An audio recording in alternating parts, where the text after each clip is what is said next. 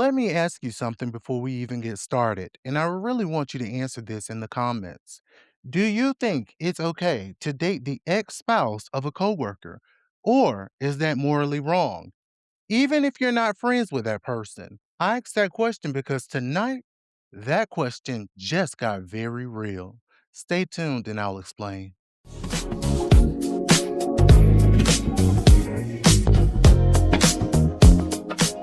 Tonight's episode is about boundaries in relationships, in redemption, and in real life. From a housewives moment that crossed the Bravo's worlds to Kanye West asking for forgiveness, to a story ripped from the headlines that reminds us what happens when control goes unchecked. But let's get into the drink of the week, and I'll be right back. The drink of the week is the line crosser, because every story tonight asks the same thing. Where is the line? And who's crossed it? You'll start off with 2 ounces of Crown Royal Regal Apple, half an ounce of fresh lemon juice, half an ounce of honey syrup, a splash of ginger beer, ice, and a lemon twist. It's smooth at first, then it hits you, just like tonight's conversations. Enjoy. Let's start with the moment that had Bravo fans clutching their pearls. During the Real Housewives of Potomac cast trip out west to Colorado, Ashley Darby had a very flirtatious run in with Mauricio Umansky. Yes, that Mauricio. Mauricio was married for over 25 years to Kyle Richards from the Real Housewives of Beverly Hills, which makes Ashley and Kyle co workers in a sense. This wasn't just random flirting, it crossed franchise lines. And Kyle later shared in a video that Giselle Bryant immediately reached out to her after the run in just to make sure she wasn't blindsided. Now, I want to be clear. Kyle didn't repeat what Giselle said. She simply acknowledged that she appreciated being told. Take a listen. She and her flirting. Ashley. We actually talked about this the other day. I don't know how it was portrayed because I haven't seen the scenes. I saw something on Watch Happens Live, but I mean, if she was flirting, that's weird. I mean, I would never, I was talking about this yesterday, be able to date anybody that any of the women, a housewife, dated or married to. That's just weird. I don't know. And like, I'm like, you're embarrassing yourself doing that on camera. And he just bumped into them, by the way. But Giselle, I will say, she texted me right away because she felt uncomfortable. So she's like, just so you know, we just ran into Mauricio and blah, blah, blah. And I was like, all good. I mean, I don't care, everyone can do what they want. I just thought that's embarrassing. I don't know. Like I said, I didn't see it though, so I shouldn't really comment. This is where it gets interesting. Ashley is divorced, Mauricio is separated. No one technically did anything illegal, right? But morals aren't about legality, they're about boundaries. So let's talk about it. Do you think it's okay to date the ex spouse of a coworker? Or is it morally wrong, even if you're not friends? Make sure you drop down in the comments because I want to hear what you guys have to say. Kanye West recently released a written apology addressing the Black and Jewish communities after years of harmful and offensive remarks. The timing raised eyebrows, though, especially because he also referenced new music. The ad he took out in the Wall Street Journal, titled To Those I've Hurt, is written as a personal reflection and apology. In it, Kanye, better known as Ye, details his struggles with mental health, a traumatic brain injury sustained in a 2002 car crash, and the consequences of behavior, according to him, occurring during untreated manic episodes.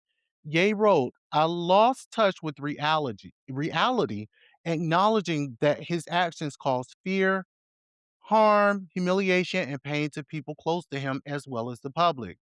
Ye stated he's deeply mortified by gravitating towards the swastika, which is a symbol of Nazi hate, and also selling merchandise featuring it.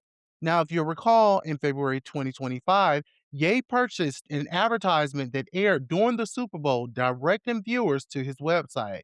There, he promoted a $20 t shirt displaying a swastika prompting immediate backlash from civil rights groups and Jewish organizations. In his apology, Ye states plainly, I am not a Nazi, or am I anti Semitic? I love Jewish people. The letter also includes a direct apology to the Black community, which Ye called the foundation of who I am. He also wrote that he is sorry for letting people down and added, I love us. Here's where I land. We all fall short of grace sometimes, and Kanye has openly shared his bipolar diagnosis for years. Now, that doesn't excuse harm, but it does demand nuance. I also wanted to add that the ad ends with Ye asking not for sympathy, but for time and accountability as he attempts to rebuild trust. According to him, he says, I write today to ask for your patience and understanding as I find my way home. So, what do you believe? Is this a genuine attempt at redemption or another moment designed to draw attention to an upcoming project? Drop down in the comments and let me know what you think. Ripped from the headlines.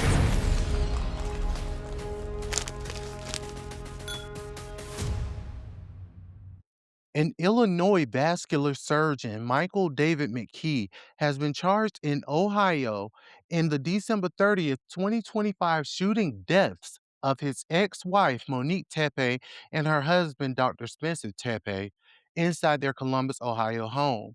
Now, listen, I found this very interesting. Michael McKee and his ex-wife, Monique Tepe, were married for less than 2 years. They were married in Columbus, Ohio on August 22nd, 2015. Monique filed for divorce May 2017, and it was granted in June 2017. The couple only lived together for only 7 months before separating, with the divorce finalized less than 2 years after the wedding.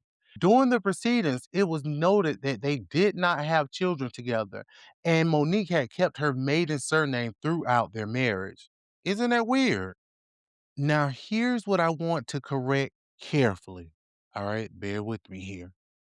A lot of the headlines keep labeling this as a Rockford, Illinois surgeon because he was arrested near his workplace in Rockford. Okay, workplace. But Chicago outlets and AP reporting connect him to Chicago, and ABC 7 related topic tags flag Lincoln Park as well, which matches what you've been seeing. He resided in the Chicago Lincoln Park area and worked in Rockford. Okay, just so we clear. Now, concern grew when the dentist didn't show up for work, something coworkers described as extremely out of character. A colleague went to the home to check on them, and that's when authorities were contacted. Prosecutors say there was no forced entry, no obvious theft, and the scene initially looked mysterious. Now, police have said they have a video which showed I've seen the video as well, you can Google it. The video showed a person walking along a dark alley beside the home the night of the killing. And investigators have said a gun found in his Chicago apartment was a ballistic match, and they tracked vehicle movements from Columbus back to Illinois. Now, Mr. McKee, he pleaded not guilty in Franklin County, facing 4 aggravated murder counts and an aggravated burglary count, with prosecutors alleging a firearm suppressor was used. Guys, the part that makes your stomach completely drop, their 2 young children, 1 and 4, were at the home at the time, but they were unharmed. Praise God. Family members have spoken publicly saying Monique described her prior relationship as emotionally abusive.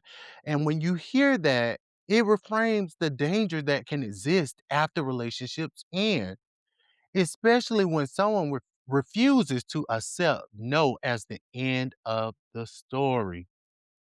That's just wild. They were not even together long enough. Ugh. Make sure you guys visit www.crownedbykenzie.com. Scroll down to our videos to find the Cocktails with Kenzie YouTube, and then you can keep scrolling. You can find all the podcast platforms where you can watch full video episodes and listen to audio versions.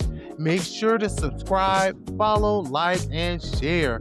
And if you have a question you need advice on, make sure y'all go to the website and click on Kenzie's Royal Court and submit your question. Your question could be featured on a future episode. Until next time, keep your crown straight, sip responsibly, no driving. And I'll check y'all out on the next episode. But make sure you keep in mind, everything on this episode was alleged. Bye, y'all.